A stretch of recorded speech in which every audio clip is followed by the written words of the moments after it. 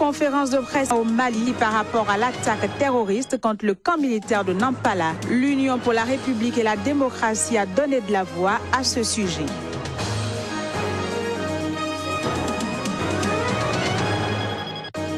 Scandale de la résidence privée du président sud-africain Jacob Zuma. La justice sud-africaine l'enjoint à rembourser $500 000 à l'État en 45 jours.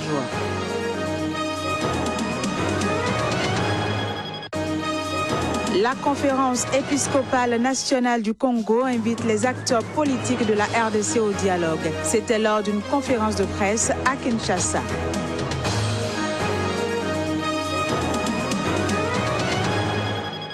Nouvelle page de l'information sur Sika. Mesdames, Messieurs, bonjour et bienvenue.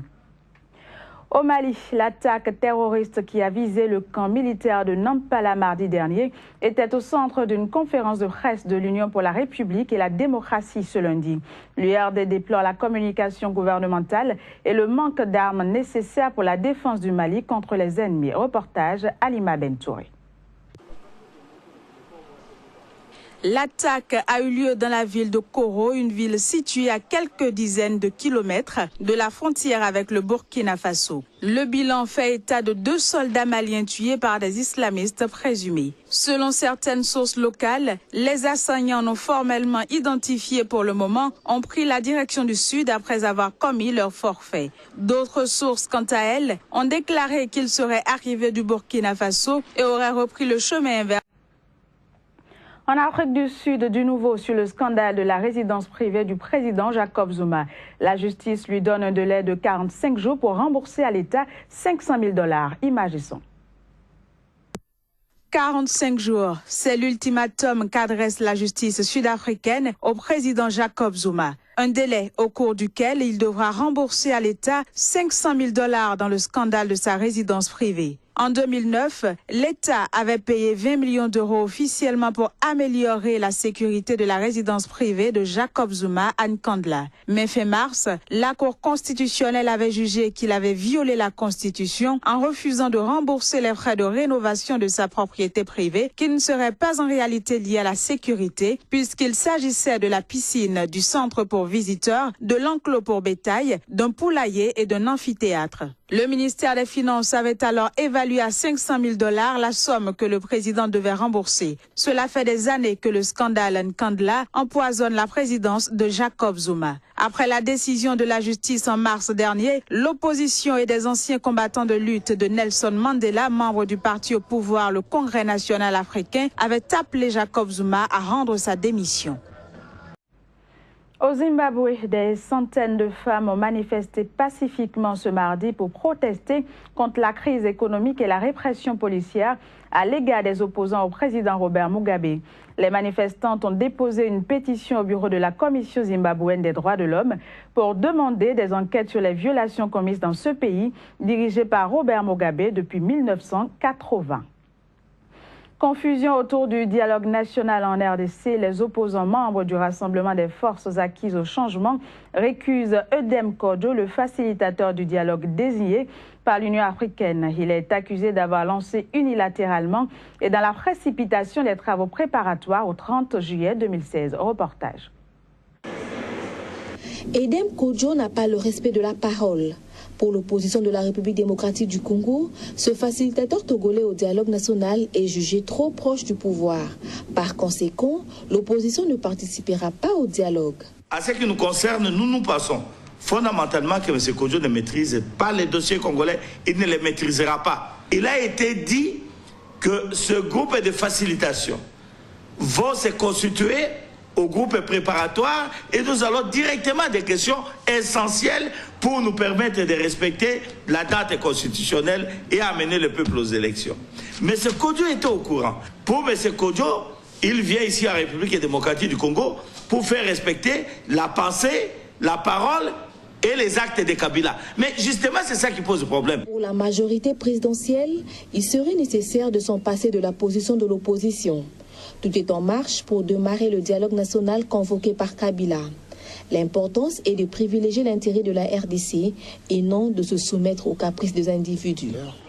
Toutes les conditions sont réunies pour que le dialogue puisse enfin débuter effectivement. C'est une portion congrue et radicalisée de l'opposition et donc il faut en réduire l'importance. Et d'ailleurs, ce n'est pas la première fois que certains aient manqué un rendez-vous national. Souvenez-vous du référendum à propos de la Constitution, de l'enrôlement et même des élections.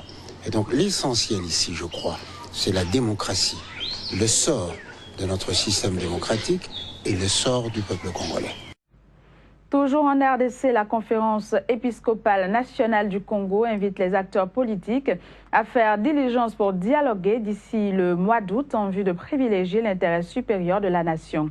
Lors d'une conférence de presse organisée à Kinshasa, à son siège ce lundi, le premier secrétaire général adjoint de la CENCO a adressé un message pour appeler au respect de la Constitution, à la tenue du dialogue, à la prise en compte des difficultés du peuple et au respect des droits humains. Suivant. Nous demandons, primo, à tous les acteurs politiques de faire diligence pour se mettre autour d'une table en vue du dialogue national que nous voulons sincère, qui s'avère être la voie incontournable pour relancer le processus électoral dans le respect de la Constitution et éviter ainsi le chaos. Vu l'urgence, nous les exhortons à tenir ce dialogue dans le courant du mois d'août. Tout ajournement ne ferait qu'aggraver les tensions. L'heure n'est plus donc à monter les enchères de nature à prolonger l'attente. Le dossier de préalables à remplir, dont les uns et les autres attendent les réponses, pourra être vidé dans le cadre du comité préparatoire du dialogue. À la majorité au pouvoir de donner davantage de signes forts de bonne volonté en vue de la tenue effective du dialogue. À l'opposition de tout mettre en œuvre pour la tenue effective du dialogue sous l'égide du facilitateur nommé et avec l'appui du groupe de soutien de la communauté internationale, dans le but de trouver un consensus politique rapide et de sauver la démocratie dans notre pays. En Somalie, au moins 13 personnes ont été tuées ce mardi près de l'aéroport de Mogadiscio dans un double attentat suicide à la voiture piégée revendiqué par les islamistes Chebab. Cette nouvelle attaque vient une nouvelle fois démontrer la capacité de nuisance du groupe affilié à Al-Qaïda au cœur de la capitale somalienne. Vers 9h, heure locale, l'ennemi des États-Unis a frappé près de l'aéroport de Mogadiscio avec 2 véhicules chargés d'explosifs.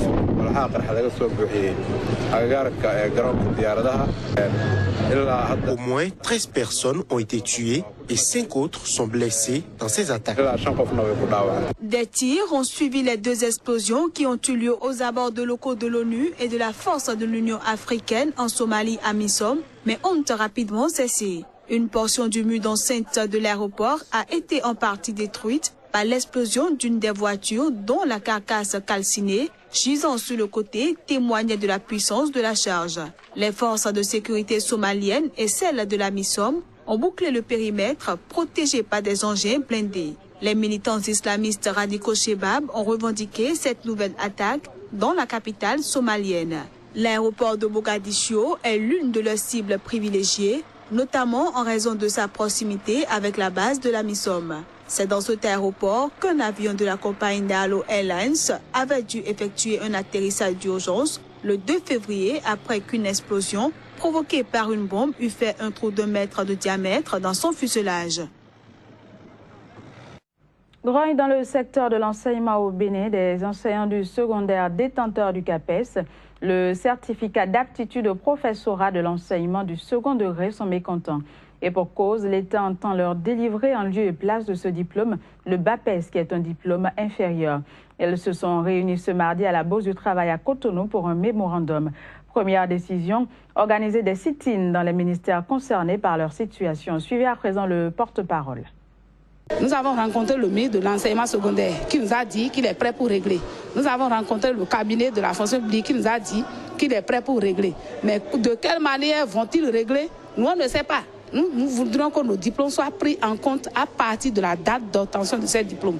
Et je signale au passage que nous sommes au moins 4 promotions. Plus grave, ces autorités, notamment le régime de Yahi, avait à un moment donné commencé par nous proposer le BAPES, un diplôme inférieur au CAPES pour lequel on n'a jamais été formé et a obligé des collègues à commencer par prendre.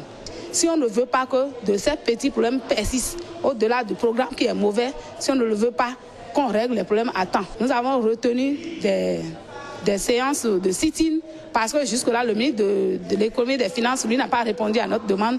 On va faire sit-in chez lui pour qu'il sache qu'il y a des gens comme ça dans le pays. Les autres ministères, ils nous ont donné des dates, à savoir qu'ils vont étudier le problème, donner une suite. Lorsqu'on va constater que c'est de l'usure qui nous invite, on va également réagir à travers des sit-ins, des marches.